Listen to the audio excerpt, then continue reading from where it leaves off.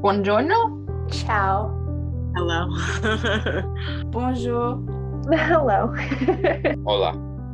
Bonjour. Hello. Bonjour and hello. I was in a West African politics and literature course.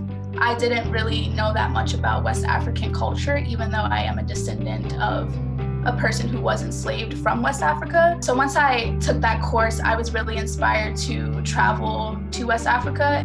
Part of the program was it involved a lot of scuba diving, which is something I've always been interested in. So to have the opportunity to not only go to a tropical place and study their fish and the coral reef, but also get my scuba diving certification, those were all like really interesting possibilities. So purchase requires you to do a year of language.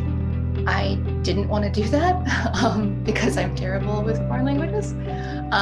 So I saw that they were offering this as, you go to France for 6 weeks and you get to learn French in the mornings, and then that would count as your entire language requirement. I lived with a host family. My host mom was really, really cool, and I actually still talk to her kids, to this day.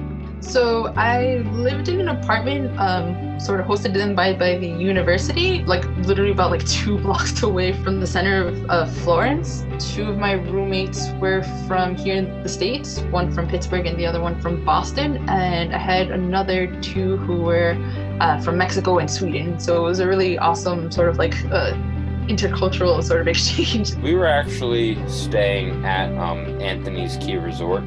So the food was all provided by the waiters and staff that were there.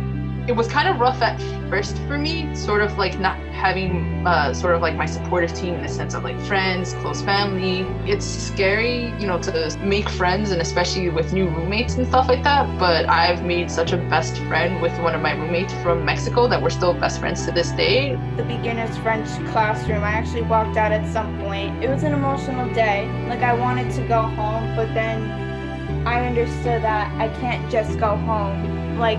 I had to give it another chance, and then I did. One day we went paragliding. It was really exciting, and I got to see the most beautiful views. It was amazing. It's definitely really awesome to have friends from all different parts of the world. I think it's definitely made me a more connected person. The experience in Benin really taught me about who I am, not just on a surface level, but so much deeper. I constantly think about my ancestry now, of who my ancestors were post-slavery. And I feel like that gives me power.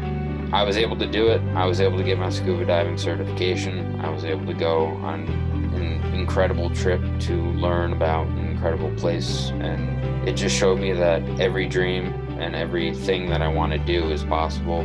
Visit the study abroad fair even as early as freshman year, just to get an idea of, the prices. Work with what you have, apply to the grants, talk to people. Look at all the options of where you're going to be living while you're there. If there's campus housing, compare that cost to what it might be to living with a host family. This is so typical of a statement, but expect the unexpected. Just do it. Don't think about what scares you about it.